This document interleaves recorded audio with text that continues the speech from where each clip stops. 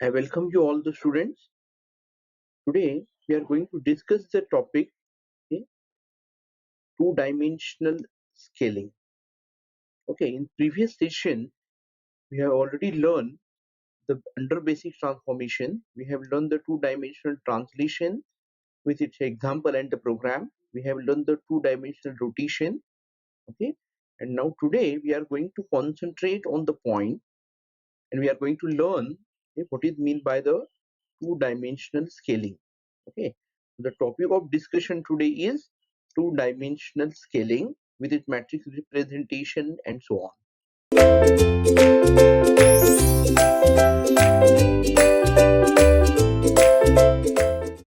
See, uh, what is mean by scaling, or what is mean by the, in this case we are learning two-dimensional scaling.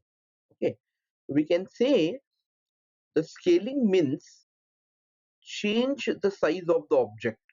Okay, so in the transformation, okay, whenever we are going to change the size of the object, okay, when we are going to change the size of the object, then we consider it as a scaling. See, in translation, two-dimensional translation, we are just moving the position of the object. Okay, in rotation, again we are going to rotate the object, but we are not going to change the size of the object. Okay, so the in the scaling means we are going to change the size of the object. Now this change of the size can be either positive. Okay, positive means it is going to enhance the size, okay, or it is negative, which is going to shrink the size of the object. So the change of change in the size of the object may be positive. Positive change means we are considering that it is we are going to enhance the size of the object, or it may be negative, okay, indicate that we are going to shrink the size of the object. Okay, now scaling multiplies the distances from the coordinate axis by a constant factor. Okay, so in translation that we have learned, in translation we are going to add some values into the original point. In rotation also we are using the cos theta sin theta function, but in the scaling what we are going to do is scaling multiplies the distances, okay, from the coordinate axis by a constant factor. We call this as the sx and sy. Okay, so the scaling factors that we are having, that sx and sy, so scaling in x direction and scaling in y direction. Okay, so it is going to denote the scale change in the coordinate axis x and y respectively.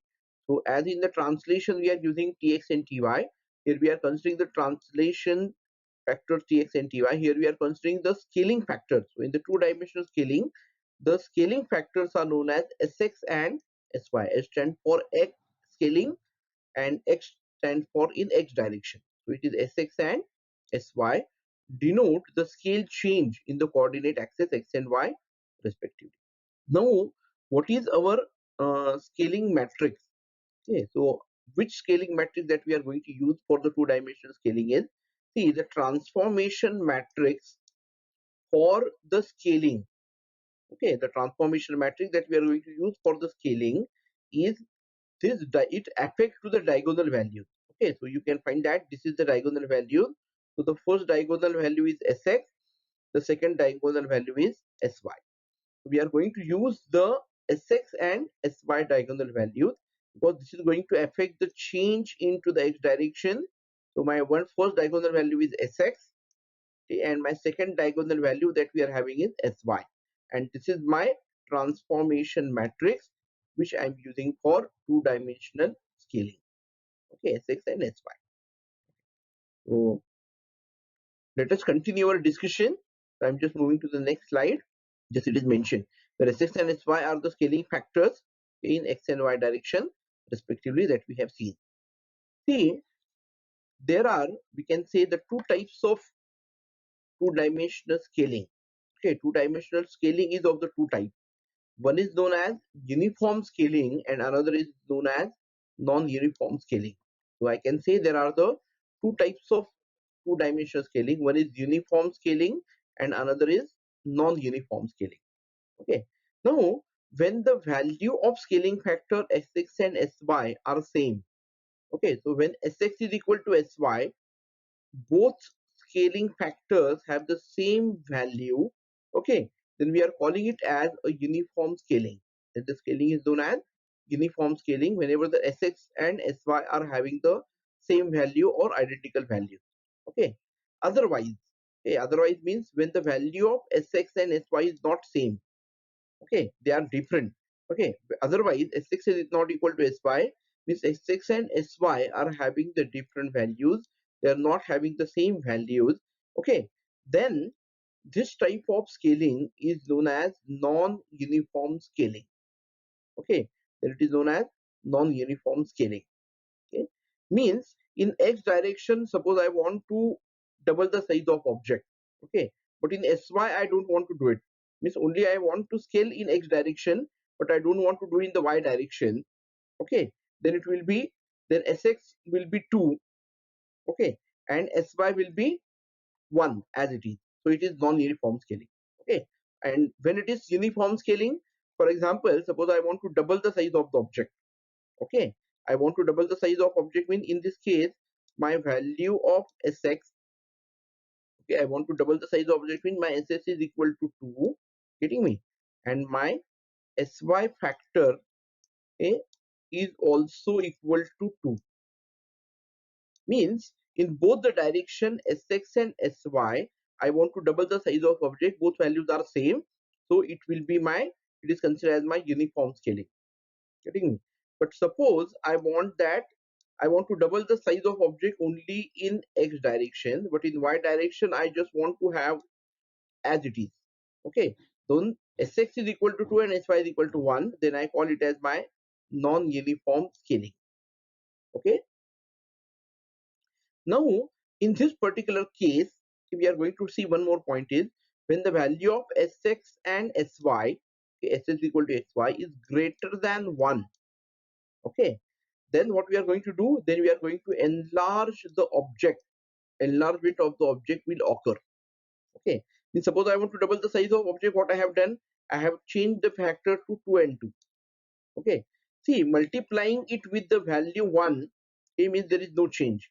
Okay, but if I am having the value of Sx and Sy which is greater than 1, means more than 1, then what is going to happen, the enlargement of the object will occur or the size of object increases. Okay, whereas, okay, if the value of Sx and Sy is less than 0, means my value of Sx, okay, suppose I'm just writing it here, suppose in x direction I want to reduce the size by point or half of the size, so I use the value as 0.5. Okay, if I'm going to use the value 0.5, indicate the Sx and Sy is having less than 0 value, the compression of the object will occur. Okay, my object will be compressed, okay, if the value is less than 0, and obviously if it is equal to, okay, I'm asking the third case that I have not written but it is easily understood to everyone, is if Sx is equal to Sy, the value of Sx is equal to Sy is equal to 1. Okay, so the value of Sx and Sy is 1, obviously there is no change occurs in the object.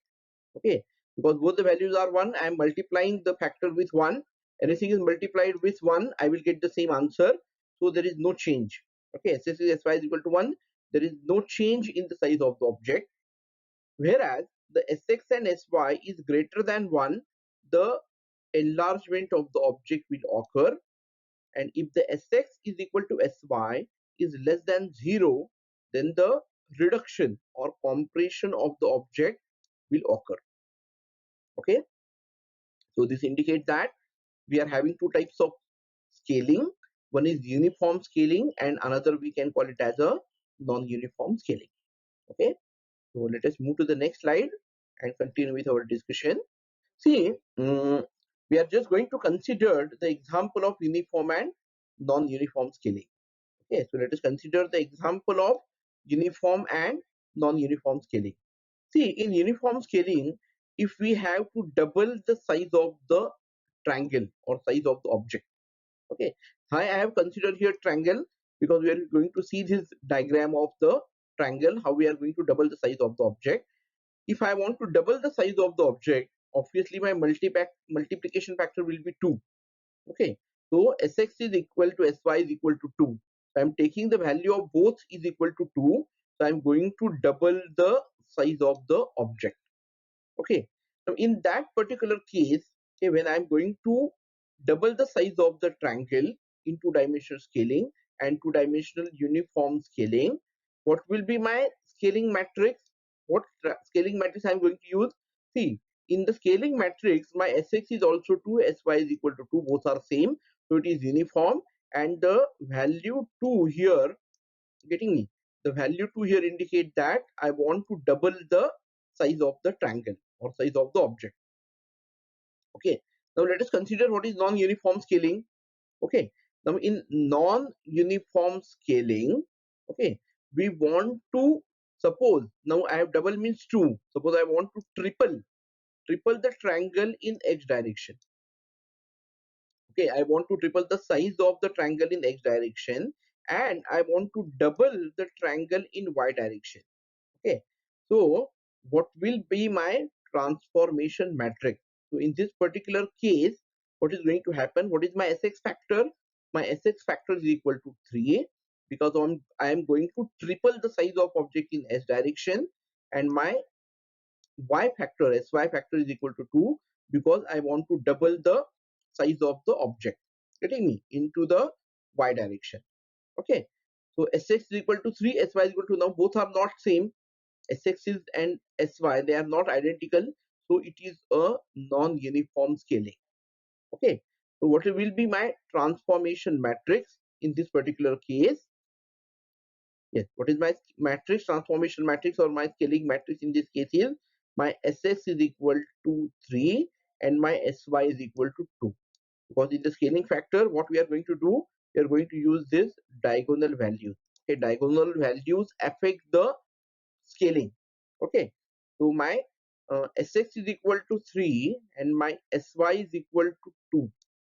Okay, so this is the transformation matrix for the uniform scaling. I want to double the size of the object. Okay, so my Sx and Sy are 2 2. In non-uniform scaling example, I want to use Sx is equal to 3, triple the size of the object in x direction and double the size of the object in y direction. Okay, and this is my transformation matrix for uh, non-uniform scaling. Okay, and this is the transformation matrix I'm using for the uniform scaling. Okay, now whatever we have learned just now, I just consider one diagram or an example so that it will be more easy for you to understand. Okay, so I'm just moving to a simple diagram for understanding of the uniform and non-uniform scaling. Okay, so let us move to the next point here.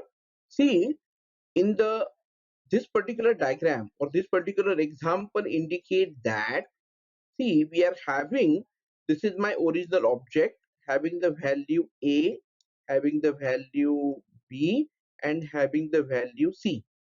So this is my original triangle. See, I'm just showing you, this is, I just want to, okay, underline it again. Okay, this is my, the line A to B, this is my line from B to C, and this is my line from C to A. Okay, considered this is my triangle, which is original triangle. This is my original object now. Okay, now we have seen the example of uh, uniform scaling. In uniform scaling, I want to double the size of this particular object. Okay, in both the direction Sx and Sy, I want to double the size. Okay, so I just change the color here. Okay, suppose I take this another color. Okay, now you can find that when I'm going to double the size of the object, the value of A, okay, or x and y value of A will be double. Okay, because I'm going to do this translation from the origin 0 comma 0. Okay, my scaling is in the my scaling is from the origin 0 0. Okay, so now what is the value of A here? You can find the value of A here is 5. Okay, so what will be 5 into 2, suppose I'm considering here, then obviously I'm going to get this value, okay, in some another case, or I'm going to get this value, it will be, okay, 5 into 2 means, I think you can find that here 10 value is there. Okay, so I'm getting the value is equal to 10. Now if I consider value of b, the value is, okay, what is the value of a into the y direction? See, the y I am having the value of a is equal to 1, so 1 into 2 I will get, this is 2, so this is my a dash. Okay, so my b dash will be changed accordingly, my, this is my c dash. Okay, so I'm just showing this line from a to c, this is the line I'm having from a to b, and I'm having, this is the line from b to c. Okay, so I'm having these three lines. Okay, so I'm having these three lines which indicate the uniform scaling, okay, which is going to indicate the uniform scaling. So this is my original object, okay, ABC. I'm going to double the size of this particular object in x and y direction, and as I'm going to change this from origin, this is my transform object. Okay, this is my transform object, and this gives me the example of uniform scaling. Getting me? So I call, this is the example of, okay, I just write it here, okay, uniform scaling. Okay, so this is gives me the uniform scaling. Why it is uniform scaling? Because the sx and sy are same, and I want to double the size of this particular object. Okay, so now let us understand the second example. Okay, so in the second example, this is my original object now. Okay, so as I have already taken a b c here, so now I am going to take the value d, e and f. So my points are d, my points is e, and my point is f. Okay, so d, e, f is, these are my point. So this is my, the line from d to e, this is the line from e to f, and this is the line from f to d. So this is my original triangle. Okay, now suppose I take the value of d here. Okay, what is the value of d? D having x value 2, x value in between 2 and 4 means it is 3, and it is having again the y value also 3. So d value is 3 comma 3. Getting me? Now as just now we have seen in the previous slide, in non-uniform scaling, okay, so for this particular sx uniform scaling, we are having sx is equal to 2, sy is equal to 3. Okay, but for non-uniform scaling, okay, so we are knowing what is the value of sx. I'm going to take the value of sx is equal to 3, means I want to triple the size of object into the x direction, and the value of sy in this particular case is 2, because I want to double the size of object in y direction. Okay, so you just look at what is the d dash value. Okay, just look at the d dash value. This is non-uniform scaling. Now what is sx? 3. So what is the x factor? X factor is 2. 2 into x factor is 3 here in between. So d is having the value. Okay, I just write it here. What is the original value of the point d? As per the diagram is 3 comma 3. Getting me? So the value of d, original value of the point d is 3 comma 3, and what is the value now after the scaling? What is the value of d star or d dash? We can say is, see, the multiplication factor for x, this is the x value of the d, and this is the y value of the d. Getting? So 3 into 3, I get this value as 9. Okay, so I get this value as 9. You can find this is the 9 value, x value had changed to 9. Okay, and what is the y value I am having? It is 3 into 2, so I get this value as 6. Okay, so I'm getting this value as 6. You can find here d value is equal to, here is somewhere here, you can find it as a 3 into 2, it is 6. Okay, so this is the d dash. Similarly, my value of e dash and f dash had changed, and this is the object I'm getting after the scaling. These are the line. Okay, so this is my, okay, I just change the color as we have done it. So this is my change of the color for the transform object. Okay, so my particular object had changed. Okay, but this is the example of non-uniform scaling, because my values of sx and sy here is 3 and 2, which are not same, which are not identical. Okay, so this particular diagram, okay, gives me the example of non-uniform scaling, and this is the diagram which gives me the example of uniform scaling. Okay, but now in this particular discussion, okay, now all this two-dimensional scaling that we are doing it from the origin 0 comma 0. Okay, so all this scaling that I'm going to do is I'm going to do it from the origin 0 0.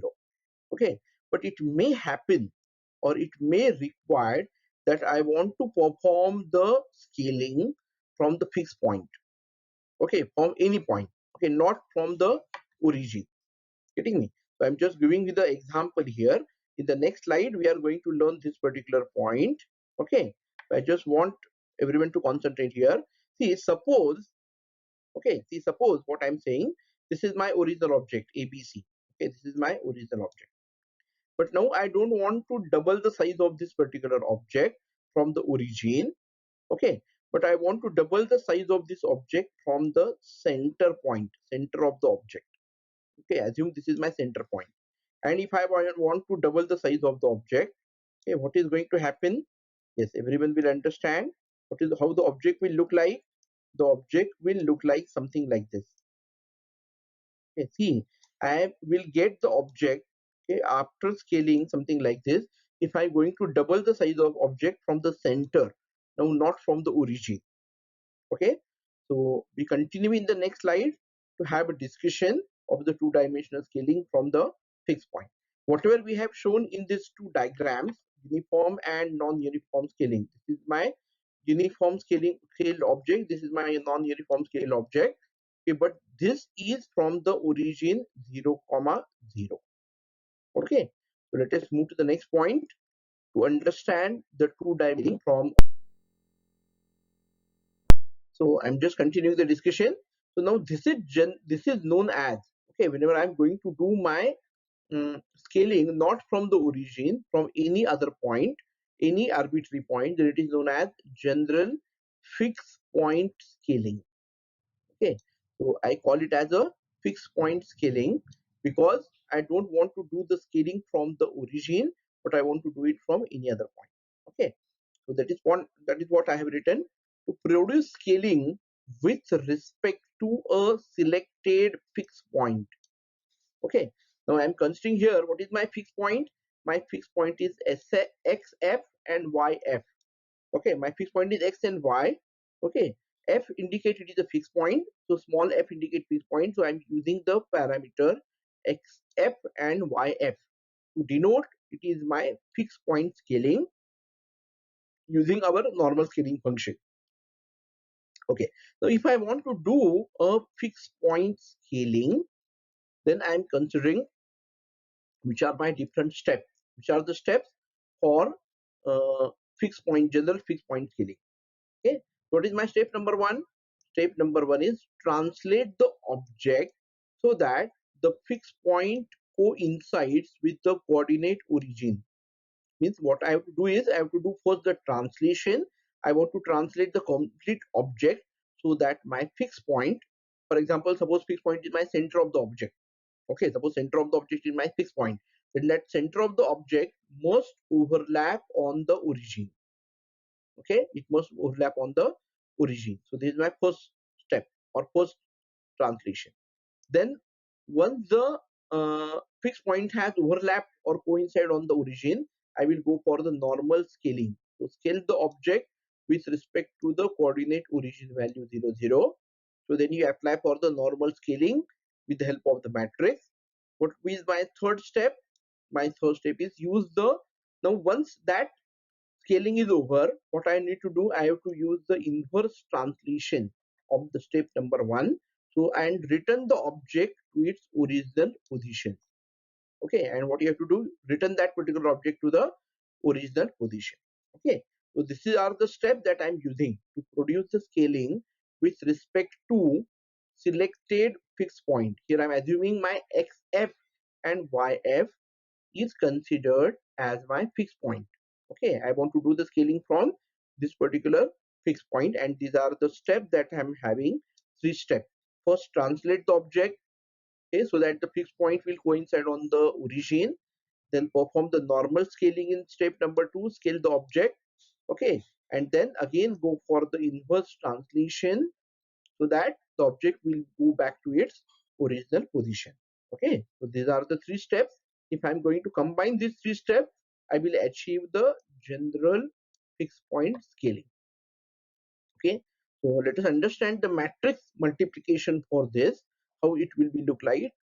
Concentrating, or we can say concatenating. So obviously it is a concatenation of the matrices that just now I have told. We are going to combine all these matrices for this above three operation to produce the required scaling matrix. Okay, to get the scaling matrix, okay, required scaling matrix, we just go for the combined matrix, or we are going to concatenate all these matrices. Okay, so just now I have shown these steps. Now I am showing the matrix representation of the same. Okay, I want everyone to just understand the matrix representation for the same is now. See here, what I'm having is, okay, this is my, okay, my first step. Okay, what is my step number 1? In this particular case, is my step number 1 is translation. Okay, so this is my step number 1. Translate the object, okay, so that the fixed point coincide with the coordinate origin value. Now, while we are going to perform this matrix multiplication, I think we are going to do this in the reverse case. Okay, so I considered in this case it is reverse value that I am going to do. Okay, this I consider as T inverse rather. Okay, because I am going to having this plus value, adding this xf and yf, a translation factors positive. Okay, this is my normal transformation matrix I'm using for the scaling. Okay, perform the scaling with sx, sy and 1, and this is my actual step number 1. Okay, because here what I'm going to do, my original object, okay, whatever the object that I'm having, I'm going to do with this minus xf and minus y, so that the object I'm going to shift it to the original position. See, suppose I want to perform the scaling from the value 100 comma 50. See, this is my fixed point now. See what I'm going to say. I consider here my fixed point is 150. Okay, so what I'm going to do in the step number 1, I will have this, all the values of the x will be minus 100, all the values of y will be minus 50, so that all the object will coincide on the origin. Okay, so that's why this is my step number 1, this is my normal scaling, and this is my step number 3, T inverse. Because after scaling again I will add plus this value 150. Okay, this is my x and f value, fixed point x value, and this is my fixed point y value. Okay, and then I will get the appropriate object. Okay, so if I multiply all, I perform the matrix multiplication of this, I get this is my combined matrix, or this is my concatenated matrix for the fixed point, general fixed point scaling. Okay, so what is the change I'm having is sx and sy diagonal value, this is one as it is, but here I'm getting this value as xf fixed point bracket 1 minus sx, yf bracket 1 minus sy. Okay, so this is also explained or shown in this particular way. I will get this equation similar to this. Okay, and this is what we can achieve with the help of general fixed point scaling. Okay, I want to perform my scaling from any fixed point, not always from the origin 0 0. So then I need to follow these 3 steps for this. Okay, so let us move to the next slide to understand the example of general fixed point scaling. Okay, so I'm just moving to the next slide to continue with the discussion and to understand the example. See, in this particular example, okay, I just read what we are having. A transformation sequence, what this diagram indicate, a transformation sequence for scaling an object with respect to a fixed point. So my fixed point, all of you are knowing, it is xf and yf using the scaling matrix. S is sx and sy. Okay, now if you just look at the diagram, this is my diagram number A, or original diagram, original position of the object and fixed point. This is my original triangle. Okay, so I'm not going to outline this, it is easily visible to you. And suppose I want to perform the scaling. Here I want to reduce the size of this particular triangle. I want to minimize, or I want to compress this triangle from the center. Okay, so this is my fixed point, which is my center of the triangle, and my center of the triangle is represented with the value xf and yf, because my fixed point in this case is the center of the triangle. From the center of the triangle, I want to reduce the size of the object. I want to compress the size of object by 50%. Okay, suppose by 50% I want to do. Okay, in that case, my value of sx, okay, my equal to my value of sy. See, I want to compress the object here, so will be in less than 1. So I'm just taking it as 0.5. I want to 50%, I want to reduce the size of the triangle, so this will be 0.5, or you can say it is 1 by 2. Okay, 6 and 12 will be 1 by 2, then I will get it. But now I want to do this on my original object. Okay, so this is my step number 1. Okay, so what is my step number 1? I will just move this particular object. Okay, I will just translate this object so that the fixed point will overlap on the origin. Okay, object completely, and this is my fixed point is overlap on my origin. So this is my step number 1. Translate the object so that the fixed point xf and yf is at origin. Okay, you can just visualize this easily. So this is my step number 1. What is my step number 2? Just now we have seen in step number 2, I will apply my normal scaling. So scale the object with respect to the origin, and what I want to do, I want to perform the reduction of the object by 50%. So the 50% the object size is reduced.